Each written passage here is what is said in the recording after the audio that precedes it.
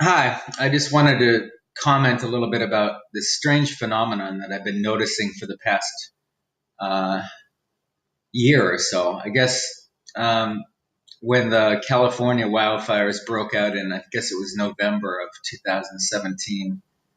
Um, I don't know, the sites that I look at, if you watch the mainstream news and you're just following along with the footage and the commentary, it's easy to get persuaded that these are natural fires, that we've had a drought in California since at least 2001, even before that, right? They've always talked about the drought in California for a long period of time and the susceptibility of wildfire.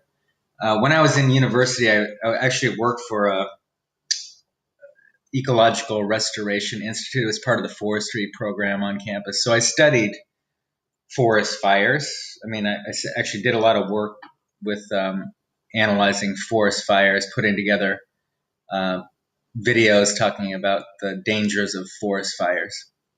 So I know a little bit about how forest fires burn. Typically, forest fires, well, for one, they burn the forest, right? They start in the forest, they sweep through areas, the wind carries them. Usually, they'll burn in the pine forest. They'll burn the underbrush, the dry, dead stuff, and then they'll leave a lot of these big trees because the trees have a natural resistance to fire.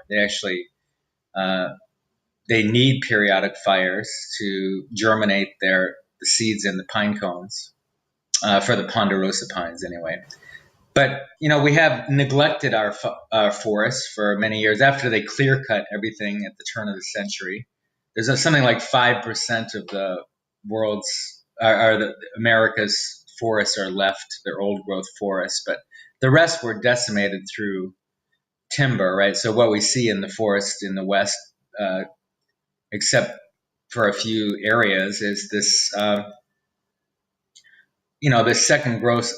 second and third growth generation trees, right? So, but the Forest Service has done a terrible job managing the forests. The forests have been, just left to grow after it was clear cut. Everything just grew up, kind of overrun. No, they've been suppressing forest fires for many years, so they weren't allowing the forest to burn naturally like they should periodically. Um, So the argument is that between the neglected forests and the suppression of fires and through this long-standing drought, that they're susceptible to large catastrophic fires that burn over the tops of the trees and burn all the trees. But that's not what you're seeing in these more recent fires. What you're seeing, if you look at the footage, if you take one of these mainstream media videos that they're putting out showing the California wildfires and just turn off the sound and look at the fires, you might see some strange anomalies. Now, some people have been doing some good work on this. They've been putting together videos, especially Mental Boost and In Plain Truth. Some of these sites have been really on it, talking about, you have these areas, whole neighborhoods, all the houses are burning, right? But all the vegetation is fairly intact. Now, there's some trees that get burned that are right next to a house, but they're not completely burned to the stump. They're still standing.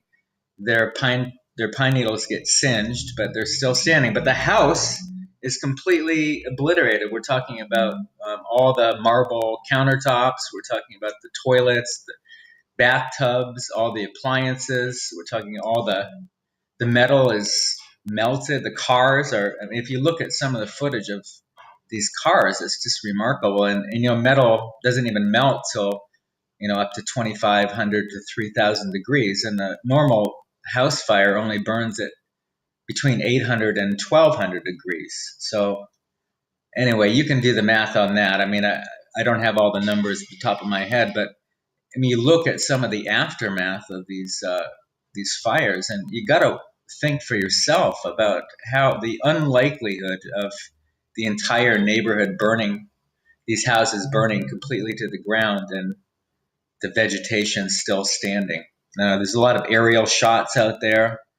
If I have some time today, I'll put some of those videos on this voice file. But anyway, people have a hard time coming to terms with it. Actually, I don't really even think that people consider it or even think about it. Or, we live in sort of a compartmentalized society. Even me, I'm in Bali right now. I go out, take my kid to school. It's a beautiful sunny day. Everybody's at the beach, everybody's at restaurants, and nobody's thinking about what's happening in Greece right now, it looks like some kind of energy weapon or something like that. It's not a natural fire. And California is burning. It's like hell on earth in California and in Oregon. But if you're not living near these areas and you don't watch the news, you don't really look into the websites that I look into, then you're not going to see it. It's just kind of it's an alternative reality we live in. So, but I think in a lot of ways our society is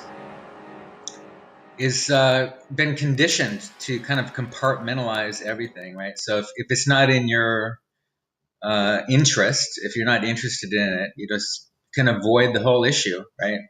So basically metaphorically, the town right next to you could burn to the ground, and if it's not on the evening news and you don't happen to catch it, it's just kind of out of sight, out of mind. You got your video games, you have your softball events, you have you got to have dinner with your family, or whatever, and it's not really something that people consider or think about, right?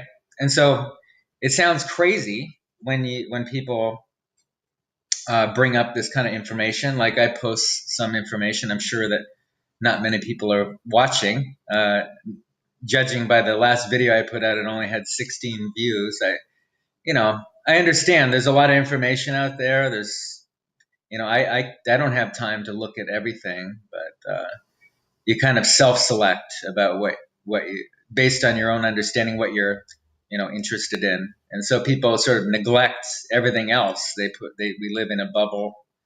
We sort of anything that goes against our constructions of reality, we try to avoid or dismiss, or so you might think it's crazy to the idea that they're using directed energy weapons, which they have the technology to do, and they used it in the first Gulf War. They used it.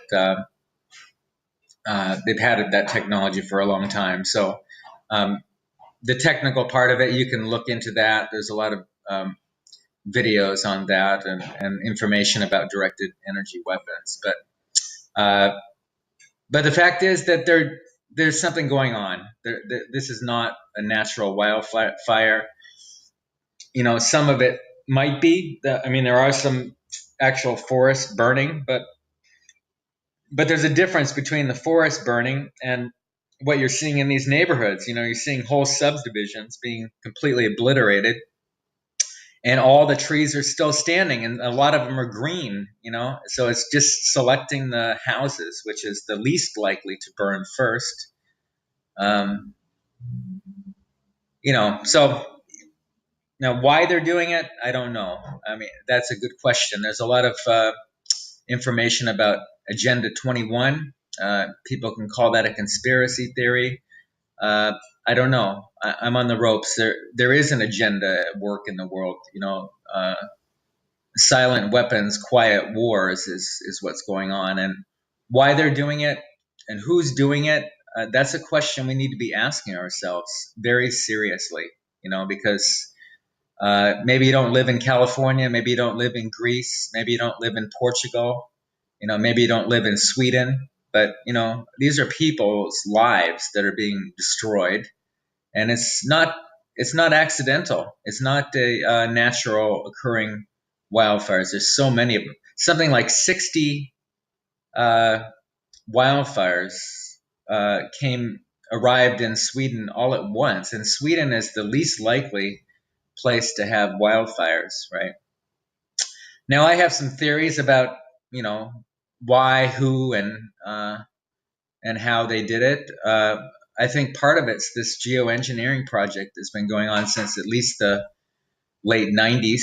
You know, I was living in Arizona. I remember I worked outside a lot in my early 20s. I did landscaping and stuff like that. So I was outside a lot, and I never noticed. Now, I try to rack my memory and think back before 96, 97, and ask myself if I ever saw uh, these airplanes lay out these long tubular like patterns in the sky, like a grid, you know. And I don't think so. You know, I have a pretty good memory. I mean, I started having memories of my childhood when I was 3 or 4 years old, and I'm pretty observant. You know, I was outside a lot. I never remember seeing what we're seeing today, where you're seeing the whole sky filled with uh, what has been discovered as, you know, described as chemtrails. People still seem to think it's contrails, and I urge you to look into that issue because there's a lot of science that behind. People have done a lot of studies, seeing a lot of um, registering high amounts of barium, aluminum, you know, strontium, a lot of microfibers, DNA, even, and bacterias in the air, right? And that's not natural, right? Aluminum is a processed, factory produced metal. It doesn't just come out of the earth in its natural state, right? And so it's an alloy, and so you have to process that. And why there would be massive amounts of aluminum in the air is a question we need to be asking ourselves, right? And they've always linked aluminum to Alzheimer's and dementia and a lot of neurological uh, problems. But it also serves to they can control the weather, and they even geoengineers have been talking about this for years. That they've been able to control the weather since the 1950s, perhaps even before. They had the technology to do it. Now, I believe they've been doing it in a massive kind of Manhattan project. That there's just people, even though they have eyes and ears and they're receptive, they unless it's on the mainstream media, they're not gonna.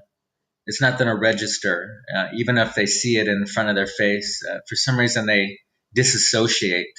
They have to have some authority figure tell them what is going on before they actually it starts to register with them. But I just urge you to you know, keep aware and look for yourself, right, and be open to possibilities that go beyond the what they're telling you on NBC or CBS, because they're not going to tell you this, right? You know, the Manhattan Project, you know, where they developed a lot of things, but mostly the nuclear bomb. You know, the public, the military didn't even know that project existed all through that period of time. So they can do these covert programs. I think they're doing it. They have been doing it for years. I think the drought in California has been totally engineered, and there's a lot of theories about why a lot of, you know, the elites want to live in this sort of they want the place to themselves. I don't know. They want people off the land. They want California to be cleared out and establish a national park in the whole western United States. I don't know. Maybe that's a crazy idea. It's not my idea, but that's part of the Agenda 21. They want to. It's some kind of depopulation agenda. They want to concentrate people living in the urban areas and create these nature reserves or whatever. But they're killing with these geoengineering projects. We're at the verge of sort of a mass extinction, including the human population. Now, you may think that's a far-fetched idea. I urge you to look into it before you dismiss what I'm saying. But they've dried out the West. You know, I've seen satellite shots or aerial shots of these chemtrail operations. You can see it for yourself. Major patterns drying. Either they can dry out the weather, or they can reduce the precipitation, or they can create precipitation. But I think mostly they've been reducing it. So the forests are susceptible. They've been dried out for years through geoengineering, and it's quite possible, since they've been dumping a lot of chemicals into the air, that they could put some kind of fire, uh, something that would make the forest burn hotter and faster. But again, you look at these fires and how they're spreading, and they're spot fires. They're in location. It's not this. Usually a forest fire will start in a location and then spread, right? And you'll see the path of destruction that goes from one area to another, big, wide, burned out areas. But that's not what you're seeing here in California and in Greece. So you're seeing targeted uh, fires, right? And embers don't just fly through the air for a couple kilometers and land on another house and then burn that house, and then the embers from that house jump to another one over the trees. The trees are what are dry because they haven't been managed. They haven't cleared out the underbrush. They haven't. It's kind of a lot of understory that's dried out and susceptible to fire. So that would burn first, right? That's like kindling. That's the lightest, most susceptible to fire. But that's not what you're seeing. You'll actually see a house completely burned down or a whole neighborhood burned down, but the underbrush is still intact, right? So anyway, I guess I'll end it there. But I don't understand why it's not more of an issue. Even on the alternative media, there's only a few sites that are actually addressing this issue. And you'd think that people would care about their home, right? Their homes or homes of their neighbors, or even if you live in Washington or Nevada, these are your neighboring states, and we're losing a tremendous amount. These are not natural wildfires. I'm sorry. Do your homework and start to think a little bit out of the box here. Now, I'm not trying to be throw you into panic mode, but I mean, just because it's not on the mainstream media does not mean that it's not a serious issue. And I urge you to consider this a serious issue, because whoever's doing it, and for whatever purpose, this seems to be a man-made disaster, and they just keep doing it. I mean, they did it in Alberta. They did it in I think it was South Carolina or one of those eastern states a number of years back, and it's the same signature pattern. The structure is burned down, the vegetation's intact, the cars are completely melted on their wheels, the engines are burned out. The metal is bent. You have structural steel that is bent, uh, and normal fires, open air fires, do not burn that hot. Go do your homework. There is some serious science done on how hot house fires and forest fires burn. If you compare the numbers against the amount of heat required to burn a car or melt steel, it's not even close, right? So I guess I'll leave it there. I'll put a few pictures together. I don't have a lot of time today, but I just wanted to say a little bit about this important issue, and I hope that you do your own investigation into this.